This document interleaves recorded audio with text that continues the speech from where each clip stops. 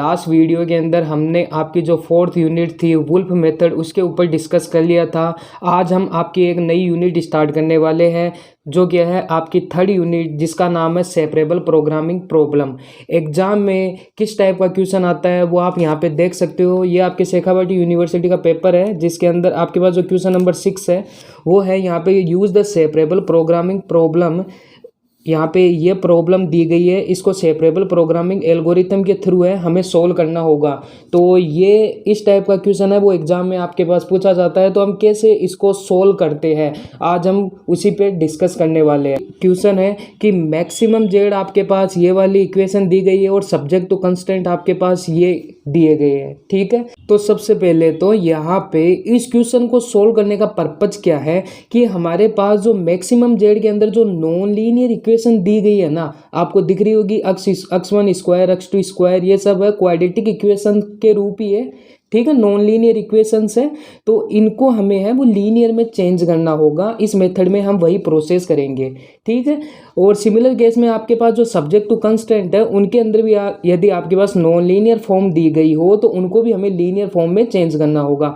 Total मिला के आपको ये ध्यान में रखना है कि यदि किसी क्वेश्चन के अंदर नॉन लीनियर फॉर्म दी गई हो तो उसको हम सेपरेबल प्रोग्रामिंग प्रॉब्लम के मेथड के थ्रू लीनियर फॉर्म में चेंज करते हैं। देन आपके पास वो टेबल वगैरह बनते हैं जो हमने वुल्फ मेथड में भी देखा था, ठीक है। तो हम 1 बाय 1 स्टेप लेते हुए इसका कॉन्सेप्ट सीखते हैं। तो सबसे पहले तो यहाँ पे मैंने लिख रखा है कि आपकी जो नॉन लीनियर प्रोग्रामिंग प्रॉब्लम है इसको स्टैंडर्ड फॉर्म में हमें लिखना है। ये पहले से आपके पास स्टैंडर्ड फॉर्म में है। स्टैंडर्ड फॉर्म का मतलब है कि मैक्सिमम जेड में होना चाहिए क्वेश्चन, ठीक है। तो वो यहाँ पे आपके पास पहले से क्वेश्चन मैक्सिमम जेड में है। यदि ये मिनिमम जेड में होता तो हम इसको माइनस से मल्टीप्लाई करके मैक्सिमम जेड में कन्वर्ट कर लेते थे, ठीक है। तो इसलिए यहाँ पे ये वाली लाइन लिख रखी है कि मैंने यहाँ पे ये जो सेपरेबल प्रोग्रामिंग प्रॉब्लम के थ्रू हम जो क्वेश्चन सोल्व कर रहे हैं ये स्टैंडर्ड फॉर्म में किया हुआ है।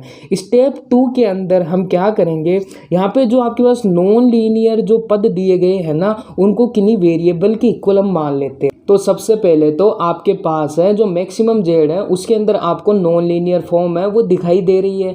तो यहाँ पे जो फर्स्ट नॉन लीनियर फॉर्म आपके पास ये दिखाई दे रही है x1 स्क्वायर, लेकिन यहाँ पे x1 का एक और पद है इसलिए हम इस पूरे को ही लेके चलेंगे f1 x1 के इक्वल। इसी के साथ आपके पास x2 के अंदर भी नॉन लीनियर फॉर्म दिखाई दे रही है, इसको भी हम पूरे को ही लेके चलेंगे क्योंकि यहाँ पे x2 का एक और पद भी तो दिया गया है, इसको हम छोड़ नहीं सकते, इसलिए हम इस पूरे को है वो f2 x2 के इक्वल यहाँ पे लेके चलते हैं। तो सबसे पहले काम तो हमें ये करना है। नेक्स्ट हमारे पास और भी यदि नॉन लीनियर फॉर्म में वेरिएबल दिए गए हैं तो उनको भी हम लेट करते हैं। जैसे ये वाली फॉर्म है इसके अंदर हम इसको लेते हैं g11 x1 और g12 x2 के रूप में। तो यहाँ पे ये जो फर्स्ट वाला है यही आपको नॉन लीनियर दिखाई दे रहा है तो इसको हमने g11 x1 के इक्वल ले लिया। सिमिलर केस के अंदर ये होता है आपके पास g21 x1 plus g22 x2 और less than equal to some constant है ना। तो यहाँ पे भी आपके पास एक जो नॉन लीनियर फॉर्म है वो यही दिखाई दे रहा है तो इसको हमने g22 x2 के इक्वल ले लिया यहाँ पे। तो ये वाला काम हमें सेकेंड स्टेप में करना है। यदि आपके पास किन्हीं क्वेश्चन के अंदर यदि मैक्सिमम जेड लीनियर में दिख जाए ना तो उस स्थिति के अंदर यदि इनमें नॉन लीनियर दिखे तो उनको आपको लेट करना है। कहने का मतलब है आपको केवल जो नॉन लीनियर जो फॉर्म वाले वेरिएबल है उनको ही यहाँ पे लेट करना होगा, बाकी किसी को लेट नहीं करना है, ठीक है। सो नेक्स्ट स्टेप के अंदर है वो हम ब्रेकिंग पॉइंट है वो फाइंड आउट करते हैं। आखिर ये ब्रेकिंग पॉइंट क्या होते हैं और हम इनको कैसे फाइंड आउट करते हैं और क्यों फाइंड आउट करते हैं वो यहाँ पे आप देखिए। सबसे पहले तो हम देखते हैं कि हम इनको फाइंड आउट कैसे करते हैं। ब्रेकिंग पॉइंट का मतलब होता है आपके पास जो ये इक्वेशन दी गई रहती है ना, ये दो सब्जेक्ट टू कंस्टेंट के अंदर इनको इक्वल टू में लेकर, मतलब ये लेस देन इक्वल दे रखा है, इनको इक्वल टू में लेकर एक इक्वेशन में तो आप है वो x1 या x1 को 0 रख सकते हो या फिर x2 को 0 रख सकते हो, ठीक है। और उससे आप x1 के कोऑर्डिनेट या x2 के कोऑर्डिनेट फाइंड आउट कर सकते हो। सिमिलर केस के अंदर आप इस वाली इक्वेशन को लोगे और इसमें भी आप या तो x1 को 0 रखोगे या x2 को 0 रखोगे। अब डिपेंड करता है किसको हम 0 रखेंगे। 0 उन पॉइंट्स को हमें रखना है जो कि लीनियर फॉर्म में दिए गए हैं, ठीक है। जो लीनियर फॉर्म में आपके पास दिए गए हैं उनको 0 रखना है। जैसे फर्स्ट वाली इक्वेशन हम लेते हैं इक्वल टू करके, तो यहाँ पे हमें जो लीनियर है वो x2 ही है तो इसको 0 यदि हम ले तो यहाँ से x1 की पावर 4 इजुकल टू हमारे पास 16 बचता है, 2 की यदि 32 में डिवाइड करते हैं और x1 इजुकल टू हमारे पास क्या आया 2 आया, ठीक है। तो यहाँ पे हमें क्या मिलता है, x1 की जो ब्रेकिंग पॉइंट होते हैं वो हम 0 से स्टार्ट करते हैं और जो एंड पॉइंट होता है वहाँ तक लेके चलते हैं। तो x1 की वैल्यू 2 है तो 0 से स्टार्ट करेंगे तो 0, 1 और 2, तो 3 पॉइंट आपके पास मिले x1 के लिए। ठीक है, सिमिलर केस के अंदर हम सेकेंड इक्वेशन लेंगे, यहाँ पे भी जो लीनियर फॉर्म है उसको 0 रखेंगे, तो यहाँ पे x1 0 रखेंगे, फिर क्यों x1 है लीनियर, देन 2 स्क्वायर है यहाँ पे इज इक्वल टू 32 के हो जाएगा, तो x2 है वो हमारे पास क्या निकल के आएगा, वो हमारे पास 4 आएगा। अब 4 है तो इसका मतलब जो ब्रेकिंग पॉइंट x2 के वो क्या मिले हमारे पास, 0 से स्टार्ट करेंगे, 0, 1, 2 और 3 एंड 4। तो यहाँ पे हमने इस टाइप से ब्रेकिंग पॉइंट है वो फाइंड आउट कर लिए। अब ब्रेकिंग पॉइंट क्यों फाइंड आउट किया वो हम आगे देखते हैं। अब स्टेप 4 में हम ये देखेंगे कि हमने ब्रेकिंग पॉइंट क्यों फाइंड आउट किए और इनका क्या यूज होगा। तो सबसे पहले स्टेप 4 में हम करेंगे construct the linear approximation table. उसके अंदर क्या करना है, सबसे पहले x1 लिखना है, देन x1 का जो हमारे पास फंक्शन है जैसे f1 x1 जो x1 का ही फंक्शन था वो लिखना है। देन सिमिलरली हमारे पास x1 का एक और फंक्शन था वो क्या था g11, वो भी x1 का फंक्शन था। देन इनके रिस्पेक्ट के अंदर हम वेट फंक्शन लिखते हैं, एक वेट फंक्शन है तो वो यहाँ पे जैसे x1 के लिए हमने है ब्रेकिंग पॉइंट क्या निकाले, 0, 1 एंड 2, 3 ब्रेकिंग पॉइंट निकाले वो यहाँ पे रख दिया। देन हम क्या करेंगे, f1 x1 की वैल्यू फाइंड आउट करेंगे इन पॉइंट पे, 0 पे वैल्यू पुट करेंगे इस इक्वेशन में तो 0 आएगा, 1 पुट करेंगे तो 5 - 1 ये 4 हो गया, सिमिलरली 2 पुट करेंगे तो 6 आएगा f1 x1। सेम केस में जब x1 की वैल्यू चाहिए 0, 1, 2 इसमें रखेंगे तो हमें 0, 2 और 32 यहाँ से मिलेगा। इनके रिस्पेक्ट के अंदर हमें वेट फंक्शन लेने हैं, वो लेने हैं हमें W11, W12 एंड W13। यदि यहाँ पे 2 तक ही होता तो W12 तक ही रखते हैं, यदि यहाँ पे 4 तक हो जाता तो W14 एक और एलिमेंट आगे ले लेते।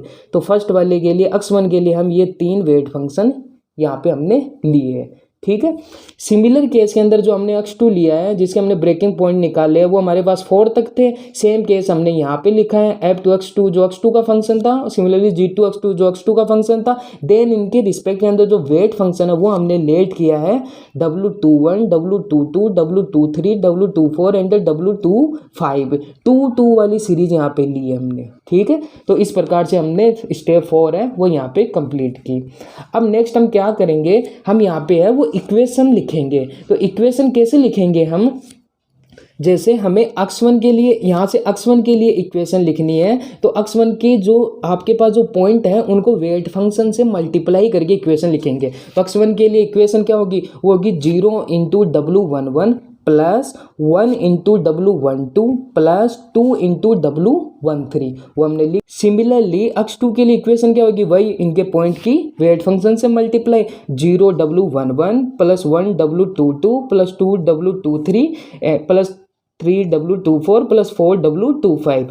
ठीक है, सिमिलर केस के अंदर यदि हम 5x1 - x1 स्क्वायर के लिए वेट फंक्शन में इक्वेशन लिखे तो वो भी हमारे पास क्या होगी, इनके मल्टीप्लाई होंगे, 0 × W11 plus 4 × W12 plus 6 × W13। Similar case में हम W21 की पावर 4 के लिए लिख लेंगे इनको वेट फंक्शन से मल्टीप्लाई करके, और सिमिलरली हम इन वाली कंडीशन के लिए भी यहाँ पे वेट फंक्शन के अंदर इक्वेशन यहाँ तक लिख लेते हैं। ठीक है, अब हम क्या करेंगे, हमारे पास जो क्वेश्चन दिया गया है ना उस क्वेश्चन के अंदर है वो हमें ये वेट फंक्शन की वैल्यू है वो पुट कर देंगे। जैसे मैक्सिमम जेड हमारे पास दिया हुआ था ये 5x1 - x1 square plus this term है ना, तो इसकी वैल्यू हमने वेट फंक्शन में निकाल ली वो पुट कर देंगे, प्लस में इसकी वैल्यू भी हमने वेट फंक्शन में निकाली वो पुट कर देंगे। सिमिलर केस में सब्जेक्ट टू कंस्टेंट की इसकी वैल्यू भी निकाल ली हमने वेट फंक्शन में अभी वो पुट कर देंगे, x2 की वैल्यू जो निकाली वो पुट कर देंगे, और ये वैल्यू जो है वो सारी की सारी हम इसमें पुट कर देंगे। अब मैक्सिमम जेड में रखने के बाद जो सब्जेक्ट टू कंस्टेंट है सीरीज सेम टू सेम ही रखनी है, जो आपके पास क्वेश्चन के अंदर सब्जेक्ट टू कंस्टेंट की सीरीज थी ना वो की वही रखनी है। तो सेकंड वाली कंडीशन में भी रखा है। अब इसके साथ हमने एक और कंडीशन यहाँ पे अप्लाई किया, जो हमारे पास लेस देन इक्वल टू का साइन था ना उसको हमने इक्वल में चेंज कर लिया। इक्वल में चेंज करने के लिए हमें एक स्लैक वेरिएबल ऐड करना होगा। ठीक है, वो स्लैक वेरिएबल हमने S1 ऐड कर लिया इस फर्स्ट वाली इक्वेशन में। सिमिलरली जैसे ये दो कंडीशन है ना ये आपकी लास्ट में आएगी, यहाँ पे जो मैंने पहले लिख दिया ये यहाँ पे लास्ट में आएगी। ठीक है, सेकेंड वाली इक्वेशन आपको ये लेनी है 0 ω 1 वाली, ये आप जब रखोगे और इक्वल टू 32 करोगे तो उस स्थिति में एक और स्लैक वेरिएबल हमने ऐड करना पड़ेगा, S1 तो ऐड कर दिया, तो मान लेते हैं इसमें हम S2 ऐड कर देते हैं, ठीक है। और जो आपकी थर्ड और जो फोर्थ आपकी जो सब्जेक्ट टू कंस्टेंट आएगा वो आपको याद ही रखनी है कि आपने जो वेट वेरिएबल माने हैं उन वेट वेरिएबल को इक्वल टू 1 लेके आपको नेक्स्ट वाली जो सब्जेक्ट टू कंस्टेंट है, दो इक्वेशन है वो बनानी है। जैसे फर्स्ट वाली तो आपकी बन जाएगी W11 plus W12 plus W13 is equal to 1 वाली, और जो लास्ट बनेगी वो आपके पास ये जो W21 वाली सीरीज ली थी वो इक्वल टू 1 वाली सीरीज, ठीक है। ये वाली आपको लेके चलनी ही चलनी है। और आल्सो आपके पास में जो W11 से W13 तक के जो एलिमेंट है वो भी ग्रेटर देन 0 होंगे, और W21 से W25 तक के जो एलिमेंट है वो भी 0 होंगे, ठीक है। तो यहाँ तक अपना काम यहाँ पे कंप्लीट होता है। हम यहाँ पे इनको सबको हमने लीनियर फॉर्म में चेंज कर लिया, आपको दिख रहा है ये सब लीनियर में चेंज हो गए। अब हम वो कंस्ट्रक्ट करेंगे आपके सिंप्लेक्स टेबल। यहाँ से आपका काम स्टार्ट होता है, तो इसको आप ध्यान से समझिए। टेबल वैसे की वैसी बनेगी जैसे हमने लास्ट वुल्फ मेथड में भी देखी थी। सिमिलर आपको CB, XB, B, CJ ये वाले वेरिएबल ध्यान में रखने हैं। नेक्स्ट यहाँ पे हमारे पास जो वेट फंक्शन है वो लिख देने हैं। जैसे फर्स्ट वाले वेट फंक्शन क्या थे, W11, W12, W13। उसके बाद में हमारे वेट फंक्शन स्टार्ट हुए W21, W22, W23, W24 और W25। इसके साथ हमारे पास दो स्लैक वेरिएबल भी मिले हमें, S1, S2, वो भी हमने लिख दिए। CJ के साथ ये ऊपर वाले नंबर कौन से होते हैं, जो आपके पास मैक्सिमम जेड के अंदर इनके जो कोफिशिएंट होते हैं ना वही होते हैं। जैसे मैक्सिमम जेड में W11 का कोफिशिएंट 0 है, आप पीछे देख सकते हो, और सिमिलरली W12 का कोफिशिएंट 4 है, और इनके भी कोफिशिएंट हमने यहाँ पे लिख दिए, ठीक है। अब हम करते हैं B की बात। तो B कौन से होंगे, जो ये सब्जेक्ट टू कंस्टेंट में इक्वल वाले जो नंबर होंगे ना वही आपके पास B वाले होंगे। जैसे फर्स्ट में 32 है, सेकंड में भी आपके पास 32 है, और नेक्स्ट जो हमारे पास जो इक्वेशन है जो हमें लेनी है उनके जो इक्वल में 1 1 है वो हमने लिख दिए। XB में वो एलिमेंट आते हैं जो आपके पास आइडेंटिटी मैट्रिक्स बनाते हैं। तो 1 0 0 वाली रो ये वाली S1 वाली हो गई, 0 1 0 वाली रो ये S2 वाली हो गई। सिमिलर केस में 0 0 1 0 वाली रो W12 वाली हो गई, और आपके पास जो W21 वाली रो है वो आपके पास 0 0 0 1 वाली हो गई। तो ये एलिमेंट आपके आइडेंटिटी मैट्रिक्स बनाते हैं, इसलिए हमने यहाँ पे लिख दिया। इनके सामने जो CB की वैल्यू ही कोफिशिएंट होंगे जो मैक्सिमम जेड में होंगे, तो मैक्सिमम जेड में इन सबके कोफिशिएंट 0 0 0 ही है, तो वो हमने यहाँ पे लिख दिया।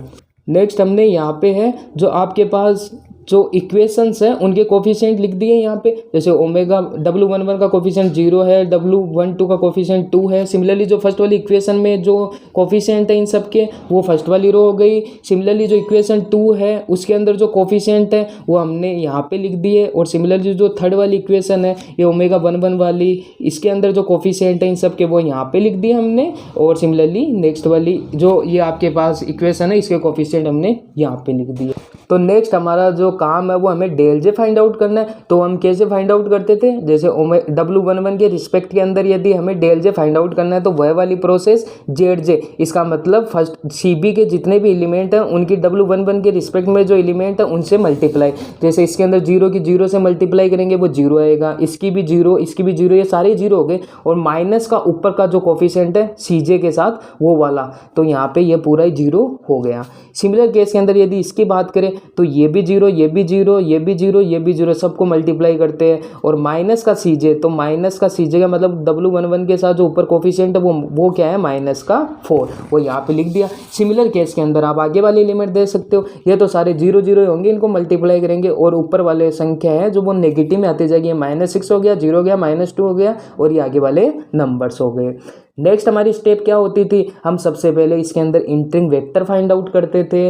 इंटरिंग वेक्टर हमारे पास आ जाता था, देन हमें वो आउटगोइंग वेक्टर है वो फाइंड आउट करते थे। तो वो प्रोसेस अभी देखिए। इंटरिंग वेक्टर के लिए हम क्या देखते हैं, इनमें से जो मोस्ट नेगेटिव जो नंबर होता है वो देखते थे, लेकिन इसके अंदर आपके पास थोड़ा सा चेंजिंग यहाँ पे आपको देखने को मिलेगा। मोस्ट नेगेटिव नंबर तो आप यहाँ पे देख लोगे, जैसे इस वाली टेबल में तो आपको मोस्ट नेगेटिव नंबर -6 दिख रहा है, और आपका गुड लक है कि -6 ही आपका इंटरिंग भी हो गया। लेकिन कई क्वेश्चन में ये भी होगा कि -6 है वो आपका इंटरिंग नहीं हो पाएगा, देन आपको पास दूसरा नेगेटिव मोस्ट नेगेटिव नंबर है वो देखना पड़ेगा। उसके ऊपर भी हम एग्जांपल देखेंगे।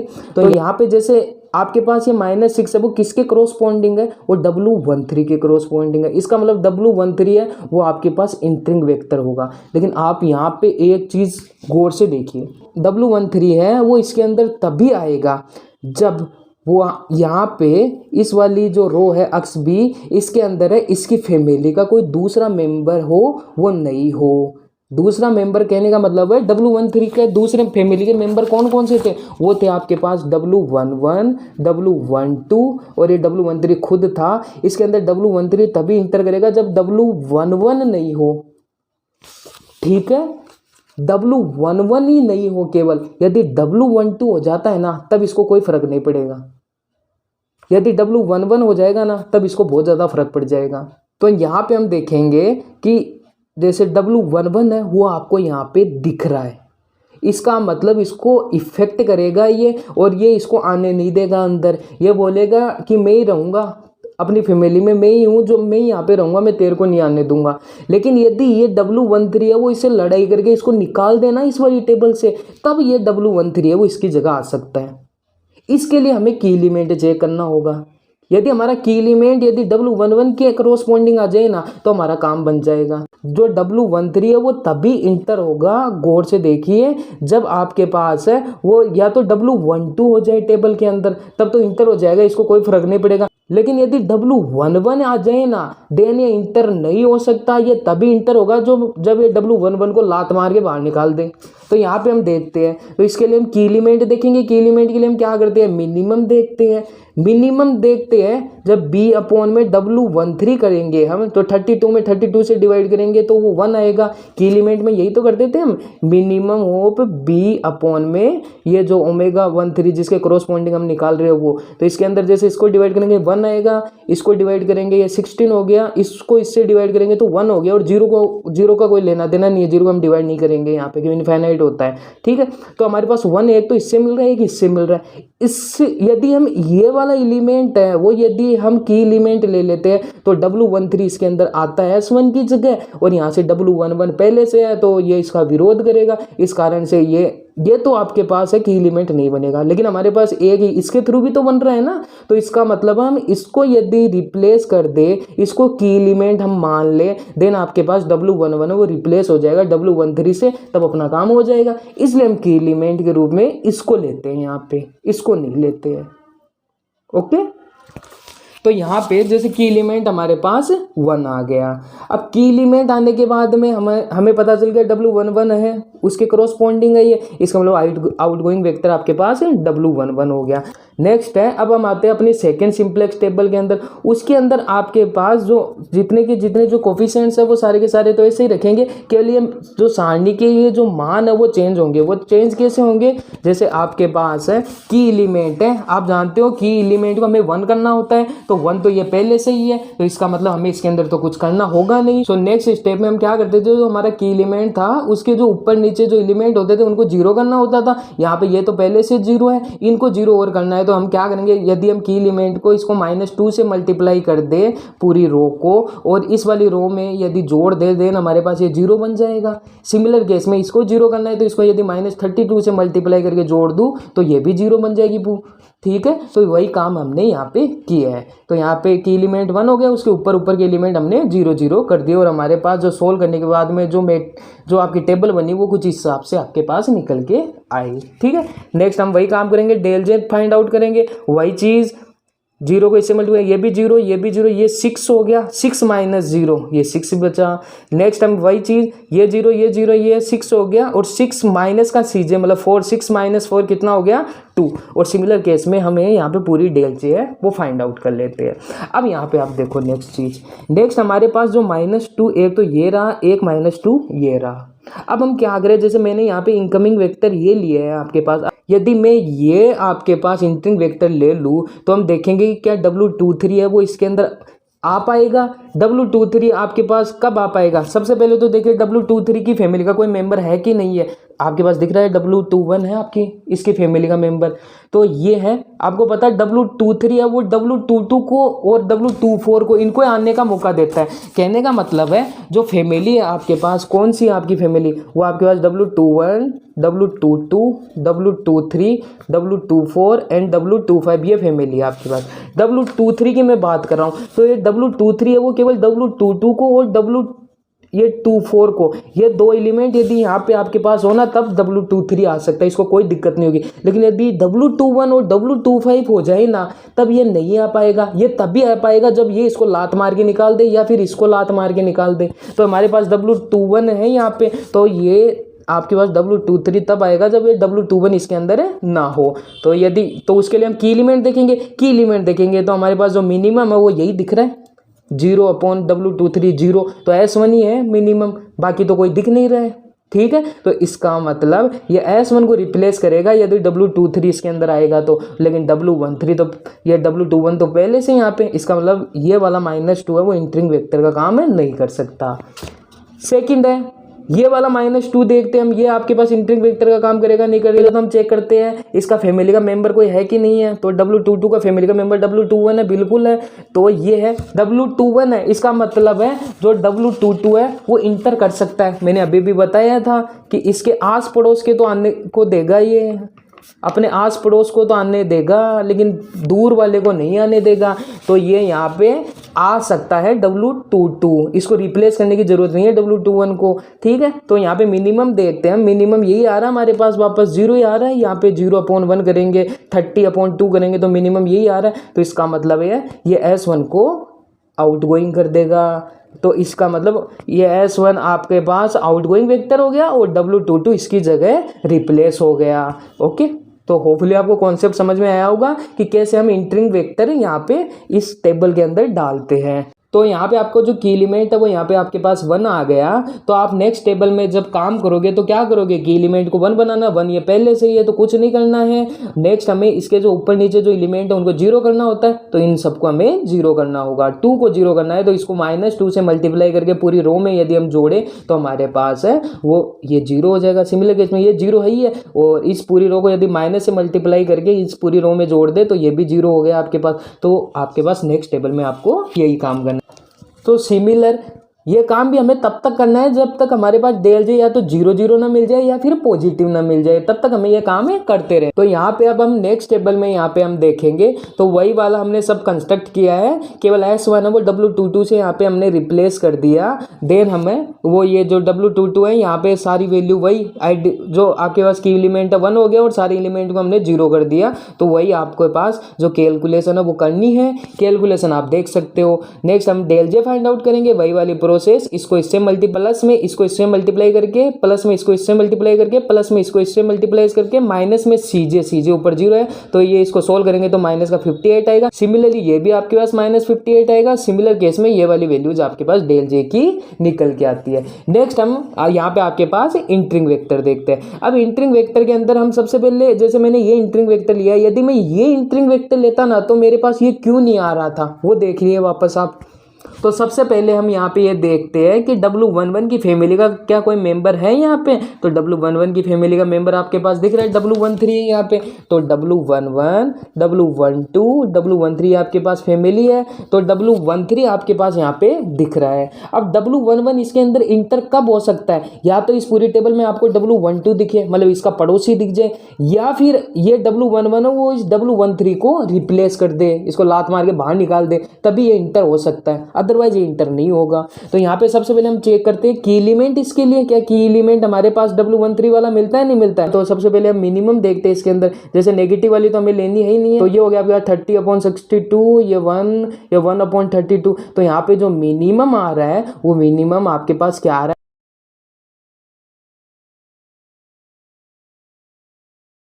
तो W13 इसका विरोध करेगा, इसलिए हमने इसको इंटरिंग वेक्टर नहीं लिया है। अब हम नेक्स्ट वाले में देखते हैं क्या हम इसको इंटरिंग वेक्टर ले सकते हैं। तो सबसे पहले वही चीज़ W13 इसके फैमिली का मेंबर देखते हैं, वो W13 हमें दिख रहा है W12 का फैमिली का मेंबर। तो W12 है वो आ सकता है क्योंकि W13 है वो अपने पड़ोसी को तो आने देगा ही, दूर के रिश्तेदार को ही तो नहीं आने दे रहा। तो यहाँ पे हम देखते हैं कि क्या ये इंटरिंग वेक्टर के रूप में किसको रिप्लेस करता है। तो यहाँ पे हम देखते हैं ये नेगेटिव का है, नेगेटिव का 30, तो ये तो आएगा नहीं। नेक्स्ट हम देखते हैं ये 30/59 हो गया, 1/1 हो गया, 1/30 हो गया। तो मिनिमम है वो हमें क्या दिख रहा है, वो दिख रहा है हमारे पास 1/30। ठीक है, तो हमारे पास जो आपके पास ये W21 को रिप्लेस कर रहा है W12, और W13 तो इसको आने देगा ही देगा। तो इसका मतलब ये हमारे पास क्या हो गया, की एलिमेंट आ गया। ओके, तो यहाँ पे हमारे पास मैंने यहीं पे यही दिखाया कि W21 है वो आपके पास है, वो आउटगोइंग वेक्टर हो गया। ओके, नेक्स्ट हमें वही हमारी फोर्थ सिंप्लेक्स टेबल को कंस्ट्रक्ट करते हैं, सारी की सारा कॉन्सेप्ट हम वैसे का वैसा ही करते हैं। यहाँ पे बस W121 है वो W12 के साथ रिप्लेस हो गया। नेक्स्ट हम क्या करते थे, की एलिमेंट को हमें 1 करना होता था और उसके सारे एलिमेंट को हमें 0 करना होता था। तो इसको 1 करने के लिए हम क्या करेंगे, 30 से पूरी रो को हम डिवाइड करेंगे तो हमारे पास ये 1 के अंदर चेंज हो जाएगा और ये पूरी की पूरी टेबल है यहाँ पे निकल के आती है। और इसके ऊपर के एलिमेंट को हमें 0 0 0 करना होगा। जैसे इसको 0 करना होता तो इसको हम माइनस से मल्टीप्लाई करके इसमें जोड़ देते हैं, देन हमारे पास ये 0 बन गया। सिमिलर केस में हमने ऊपर वाले एलिमेंट को भी 0 करना है, तो पूरी रो को हमने यहाँ पे मैथमेटिक्स से सोल्व कर लिया। देन हम वही डेल जे फाइंड आउट करते हैं। इस बार जब हम डेल जे फाइंड आउट करते हैं इनकी मल्टीप्लाई करके, तो हमें सारी की सारी वैल्यू है वो पॉजिटिव मिल जाती है। अब मैंने बोला ही है जब आपको डेल जे की वैल्यूज पॉजिटिव या 0 मिल जाए ना, देन आपके पास ऑप्टिमल सॉल्यूशन है वो मिल जाता है। वही मैंने यहाँ पे लिखा है, so that optimal solution of the weight function are, वो क्या क्या है, W12, ये सारे के सारे वेट फंक्शन हमें निकालने हैं, वैल्यूज है ना ऑप्टिमल सॉल्यूशन के लिए। तो W12 की वैल्यू हमारे पास है, W13 की वैल्यू हमारे पास है, W22 की वैल्यू हमारे पास है। केवल इन 3 एलिमेंट की हमारे पास वैल्यू है, बाकी सब की वैल्यू क्या है, 0 0 0 है। तो नेक्स्ट हम यहाँ पे देखते हैं। सो नेक्स्ट टाइम मैंने क्या किया है, मैंने नॉर्मली जो आपके वेट फंक्शन जो हमारे पास है वो सारी की सारी वैल्यू हमारे पास इक्वेशन के अंदर रखकर x1 की वैल्यू फाइंड आउट कर ली। सिमिलरली मैंने x2 की वैल्यू फाइंड आउट कर ली। देन मेरे पास जो मैक्सिमम जेड है जो कि x1 x2 में मेरे पास दिया गया है, उसके अंदर इन x1 x2 की वैल्यू पुट करके यहाँ पे इसकी जो ऑप्टिमल सॉल्यूशन है मैक्सिमम जेड वो यहाँ पे फाइंड आउट कर लेता हूँ। तो अप्रोक्सीमेशन मेरे पास 7.93 ये आपके पास वैल्यू है वो निकल के आ जाती है। सो होपफुली आपको पूरा कॉन्सेप्ट है वो समझ में आ गया होगा कि कैसे आपको इंटरिंग वेक्टर देखना है, कैसे आपको आउटगोइंग वेक्टर देखना है, ठीक है। और इसी के साथ में जो इसका जो नेक्स्ट पार्ट होगा उसके अंदर इससे डिफरेंट एक और क्वेश्चन पे हम बात करेंगे। तो तब तक के लिए see you, thank you for watching.